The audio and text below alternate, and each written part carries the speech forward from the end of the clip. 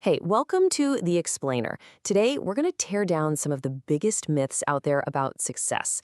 We're going to dive into the science of what it really takes to hit those long-term goals, and I promise you, the answer is probably not what you've been told. So, let's get right into it.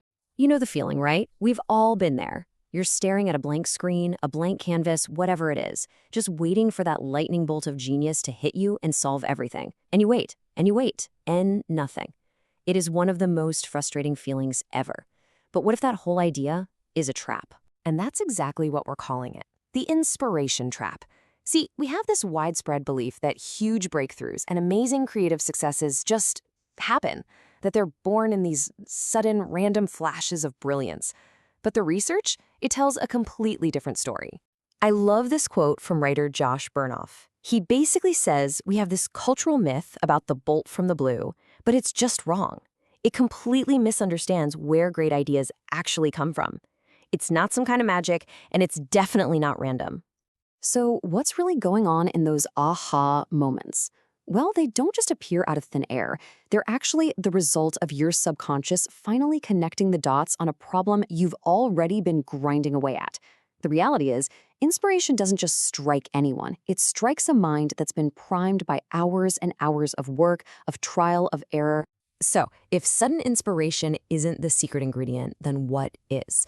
Well, researchers have zeroed in on a completely different trait, one that's a way more powerful predictor of who actually succeeds and who doesn't.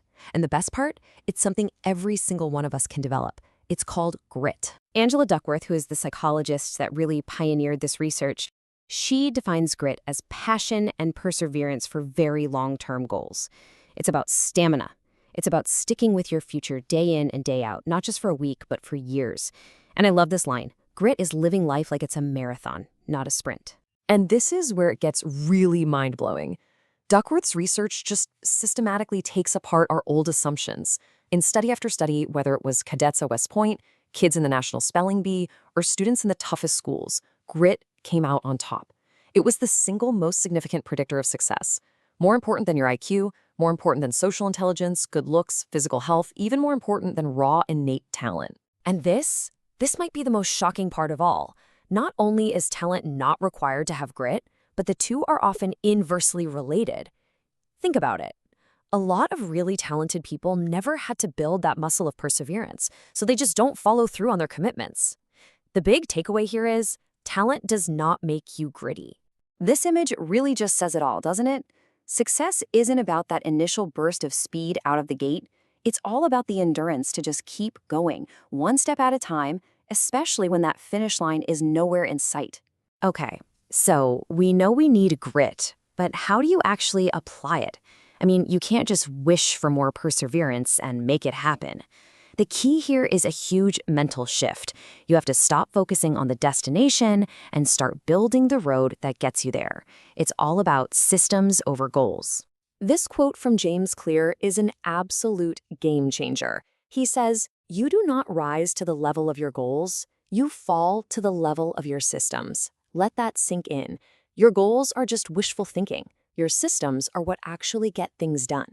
So what's the difference, really? Well, a goal is the outcome you want, like, say, write a book. A system is the repeatable process that will actually get you there, like write 2 pages every single day. One is the destination, the other is the daily journey. Okay, so how do you build a system? Well, researchers have found a super effective method called an if-then plan. It's simple. You just pick a cue that's already part of your day, a time, a place, an existing habit, and you link your new tiny action to it. For example, if it's 8 a.m., then I will meditate for 2 minutes.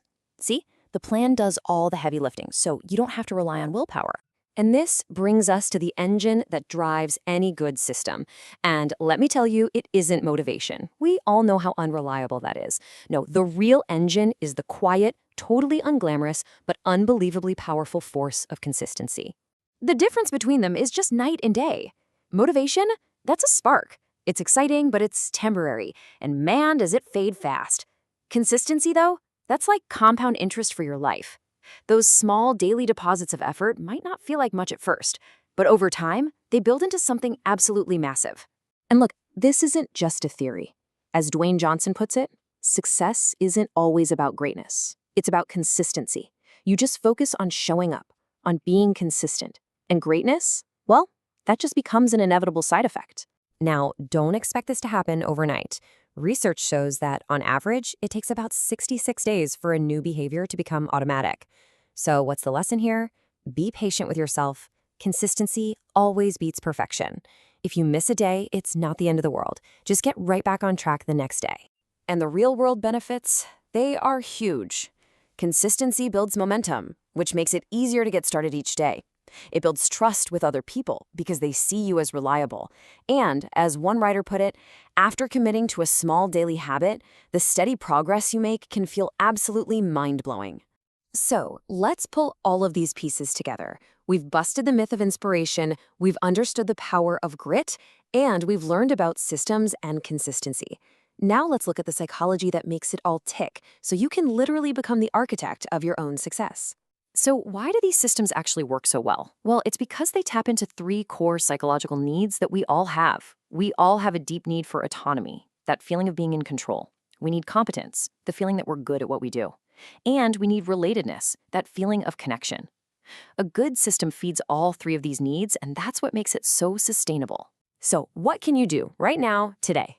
The biggest mistake people make is trying to do too much at once. So pick one thing, just one, and make it so incredibly small that it feels silly not to do it. You want to read more? Your new habit is to read 1 page. Want to get fit? Do 2 push-ups.